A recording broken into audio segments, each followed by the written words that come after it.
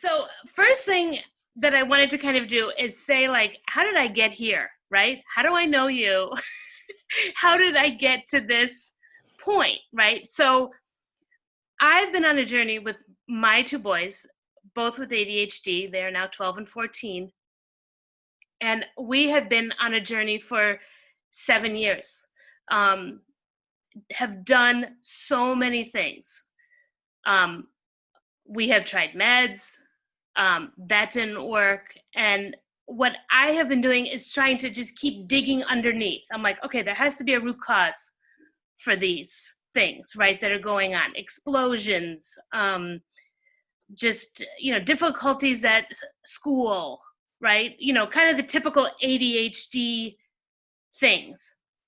And so I just keep wanting to dig further and further and further, and I love learning. So I first saw some of your posts on Instagram, and I was like, who is this person?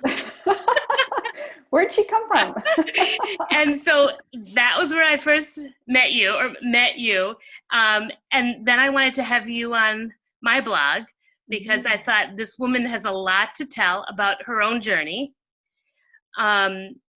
Healing, naturally.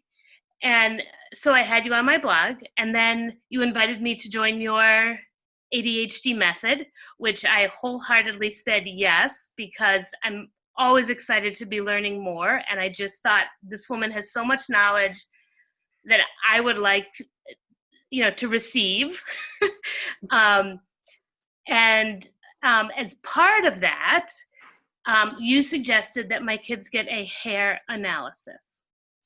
And I think it's so interesting because never once in our whole journey has anyone ever suggested that, right? We've gotten blood tests and tested for some things. My son came up as low iron on one of those. So we have done that, but all at my asking, right? It was all at my, hey, can we run some tests? What else can we do? And so when you suggested getting a hair test, I was like, what is that? And sign me up for it. But so could you just answer that question? What exactly is a hair analysis and why should people get one? All right. Yeah. Now you're going in my realm, right? So yes. if I geek out of it, I'm sorry, but it's just, I love this stuff, but absolutely. So it's kind of like a two-part, right? So a hair analysis is done by a third-party lab. And what happens is you take a hair sample from your head, the nape of your neck, and you send it in. So you're cutting the hair, there's no cross-contamination, you're sending it in and the lab's processing it, and then you're having it read or disclosed by somebody that is qualified. Then, right, so that's which is the key, right? Because if I would have just done that, because I know that there are a lot of services now, because I was looking this up, of course, right? There are a lot of services now where you just send it in and they send you back all the information. But I can tell you that if I got the information that you have sent me now, I would not know one thing to do with it, and I would be freaked out. So yes. That is key, is that you need to do this under someone like you who can then help you analyze it, right? Because there are so many nuances and so many, combinations, like if this is high and this is low, or this is high and this is, so that I think is key. Now, the test we did for you and your children, that's what I call a practitioner's test. There is another test, and it will take the follicles from eyebrows, and you will pluck them out and you will send them away. They will put them, like, that would be me having a machine at my house, and I put it in my machine at my house, and I spit out like a 30-page report. It's colored, it's charted, it tells you, here's what I want you to avoid, in these foods. Here's where I think we should avoid for the next 90 days. So when you get that test, it's not so overwhelming because it kind of tells you and breaks down. It's pretty, it's beautiful. Here's the difference. When you get a test like I have, and you've seen it, Beth, it's a bar chart, really, for that, and I'm sure you'll probably disclose a bit of what it looks like with your viewers and your followers. It's a bar chart. You cannot make heads or tails. This isn't so that you have to select a practitioner. This is so, here's the difference.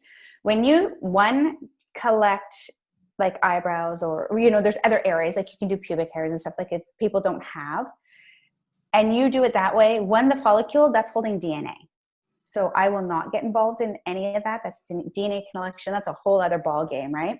And the report you're going to get, that beautiful report, it's very informative for right now, what's happening right this second. So I would say within 30 days, 30, 60 tops.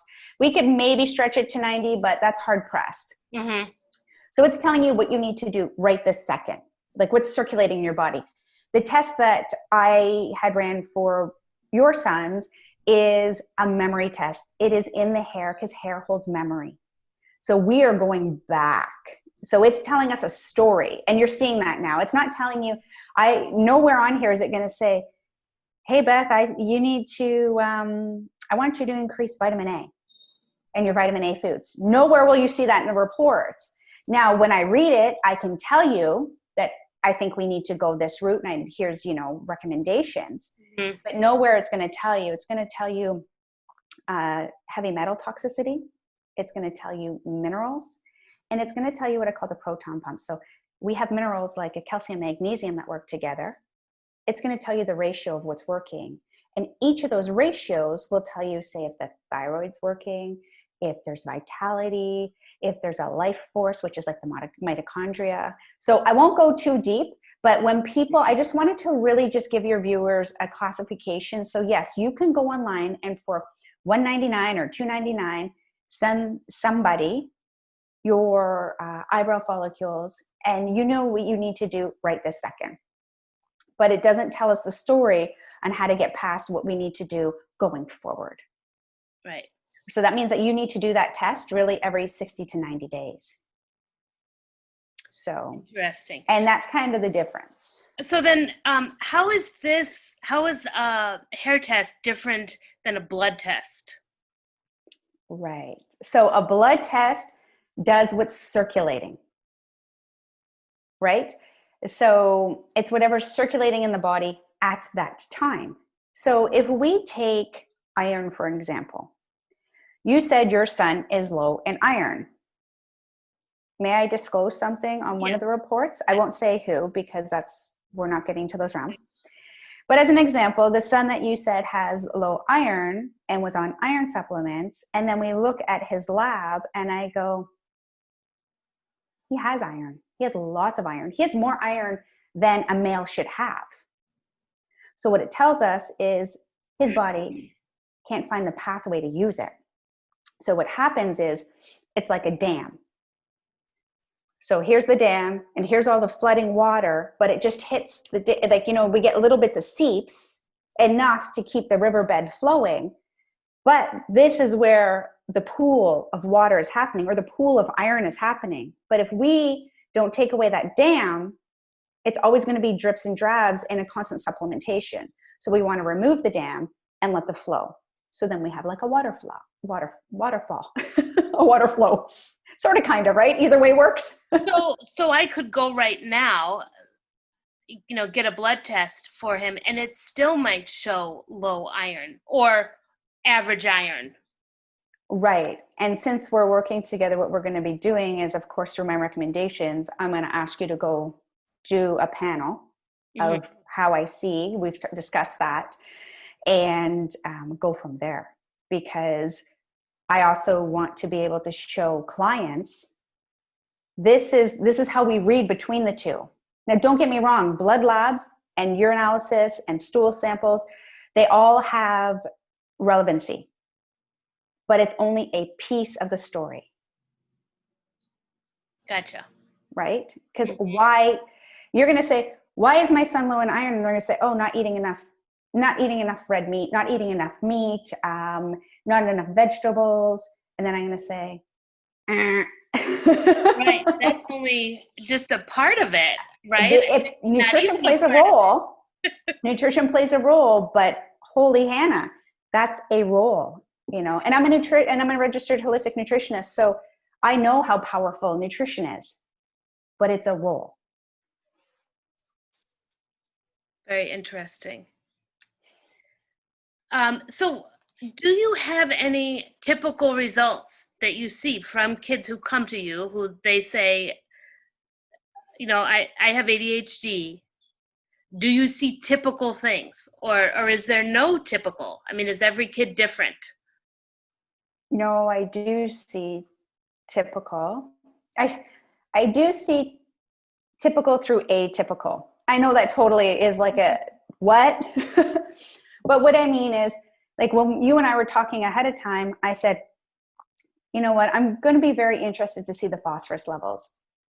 You know, I think they're going to register as low. And then we saw the phosphorus level, you know. So there's certain indications and symptoms. This is why I'm so big on delineating between behaviors and symptoms, because the behaviors are symptoms. The body is telling us something. Right. And when we know how to extrapolate all these symptoms, we know how to almost pre-read the hair analysis, and then it becomes valid. You know, and then of course I have intake forms, right? And we put it all together. Then we run the blood labs, and then we have this big, huge picture. So getting back to your question is, usually there is some level of heavy metal toxicity. That's where it's biochemically unique, because if you go and do research, you'll say, oh, children with ADHD have high mercury. That's something that we know. That's something that's documented, but I haven't seen that a whole ton lately.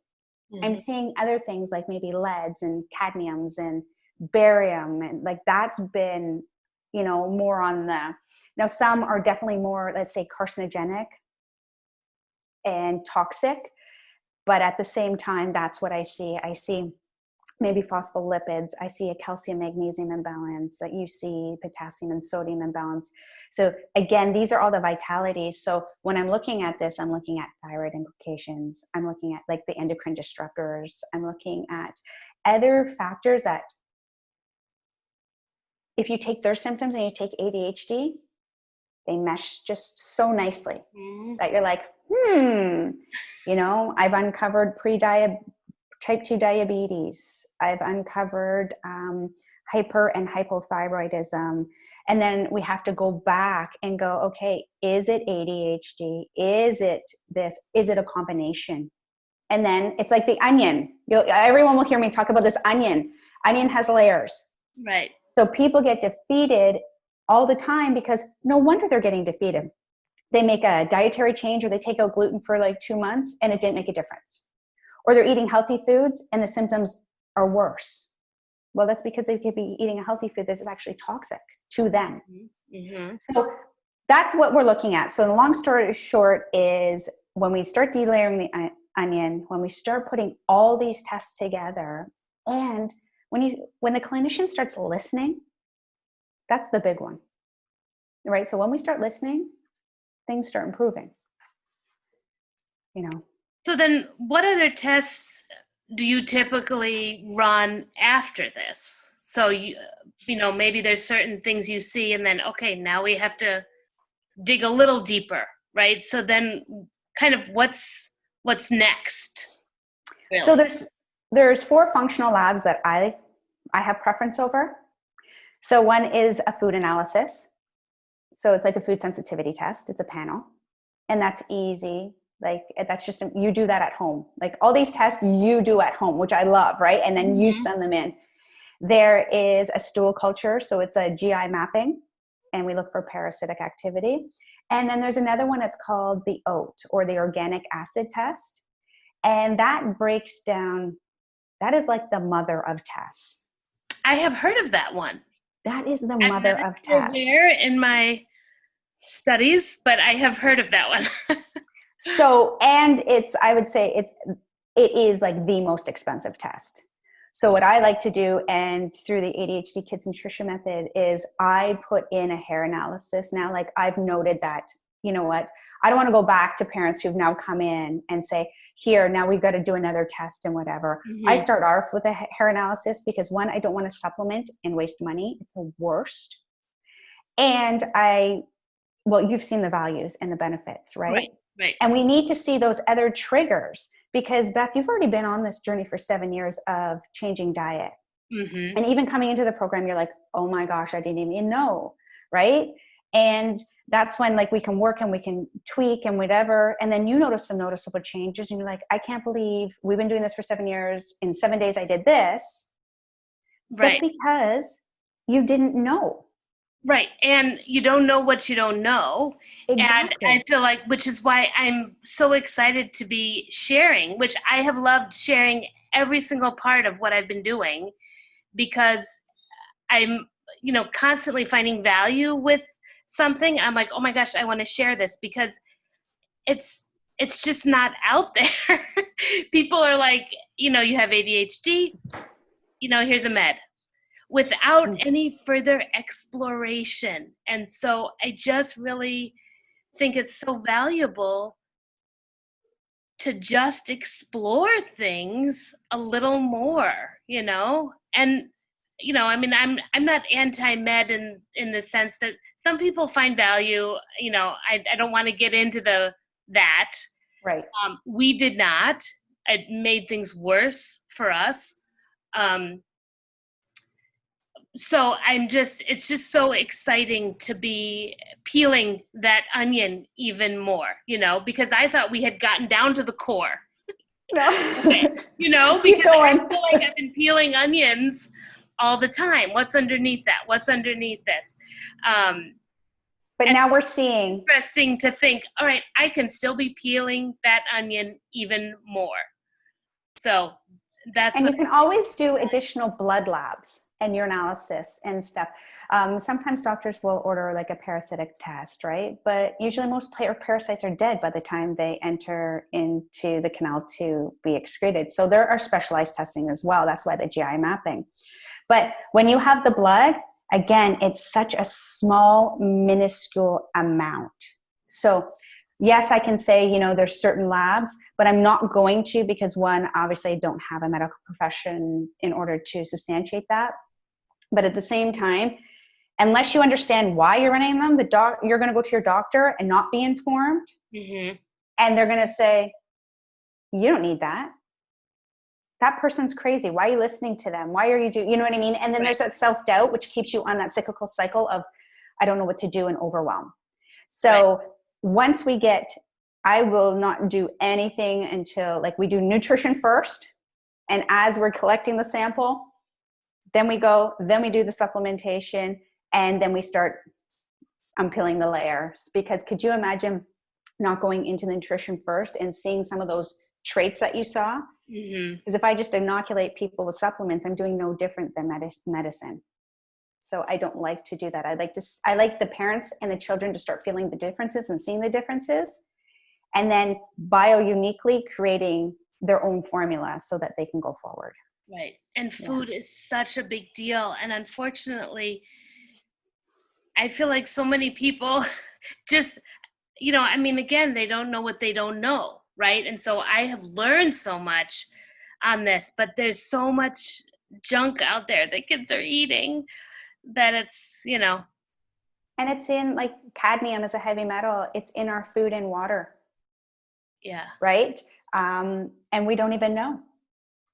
And then you're like, wow. And then people are like, okay, Cris, like, how do I get that out? And I say, nutrition and years. And they're like, no, I want it out now. And you're like, no, let's get on the plan. Let's get on the plan and go. Right. And it's that panic. So, yeah. But no. So when you get a hair sample, is there anything about, okay, since that hair has only been there 2 months or something, are we getting kind of a 2-month, or is it something like that could have been in my kid's body for years and it's just continually coming out in there? So if I did this hair down here only, and then we did another with this hair, could the results be different? Or is it going to be pretty similar? if you did do that, what they do is they put it in a machine and they do cross-sectioning. So they don't run one test. Okay. They do a panel and then they get it out. And then they'll take out, like, if you have any underlying like conditions, such as like say ADHD or Hashimoto's or cancer, if you dye your hair, if you're a bodybuilder, if you work out. So there's things that we extrapolate ahead of time because you might have higher hormone of something in your hair, but that's indicative of what you're doing, right? Okay. So then we know how to balance it through nutrition or supplementation sometimes, but it's not always necessarily like a die-hard, oh my goodness, right? So when I Sometimes the send you a lifestyle. sample of my hair, because I'm going to get a test now too for myself, do I send you like this whole long hair back there? Do I Oh, the cut it off test at the nape? is, I mean, right at my scalp and then send it to you? So you get the whole nope. hair? First of all, you don't even send it to me. You send it right to the lab. Well, I'll send it to the Yeah. lab. Yeah. But what we do is we obviously want the nape of the neck, right? So like dead center in the back here. Okay. But what we like is cross section. So I recently did mine and my children too, because I thought, oh man, right? Because my children had ADHD. And I'll tell you, their markers, first, I'm like, oh my gosh, I'm failing them. And then when I see all the other ones, I'm like, okay, Cris, you've done a great job. Like I panic too sometimes. I have to do a reset. I'm still a mom. But anyways, back to the hair analysis. You take a little bit of cross sections. So legit, I would take a little chunk here, a little chunk here, a little, and you do that because if you want to wear your hair up for, like, I call it my vanity phase. When you wear your hair out, you start getting all these little frays, right? I had done my daughter's hair in one chunk because I was like, she's a kid. And now she has this like papa just growing. Yeah. And she's like, Ma, but we like the cross section because, like you're saying, well, down here, up here, whatever, we want the cross section to make sure that it's just not, say, a pooling or an inconsistent result, or so that's why. Okay, good. Well, I'm excited to learn more with you as I continue. And, I really want to share this as we go forward, kind of some of the things we're finding out about my kids and then steps, we're taking, things I'm learning. So I'm And it's excited. exciting, right? Like when we look at it from a learning perspective and we can take out the emotional element, then it becomes very proactive. Right. And I wish I had known this stuff 7 years ago. Right. Yes. I feel like I could have saved a lot of money and just it's all learning, right? So I have to be grateful for my journey, and maybe if I would have heard about it then I wouldn't have done anything. And so, right, things really come to you when you need them most. So but it's such valuable information. So I'm glad it is. I love it. But I say parents start with hair analysis, but not unless you've started nutritional changes, because it's too much. So start the nutritional changes, grab the hair analysis, but make sure you're working with somebody, because there is no way. It's like a fire hose, right? Like I turn that fire hose and I'm like, here you go, Beth. It's like, where somebody like myself or a functional practitioner, we can take that information as you're digressing it, and then we can just give you the plan. Yeah. So that's my spiel there. Because like you said, it's time, it's money, it's energy. And I don't love when parents sit in that parent shame. We're already yelling and freaking out, and because we're all overwhelmed because we're living with the symptoms for so long. Now you're going to add in this change. It's not working. Why the behavior is increasing? Well, let's get into that, right? So there's behavior mapping. Is it a behavior or is it a toxicity implication, right? So that's, in a short form, you're going through it. So you're going to document it and they're going to see it. But, and I have no problem coming on and doing stuff like this if you want to do it, because I love when people get that aha moment. So yeah, thank you. You're welcome. Much. I know. So to be continued, right?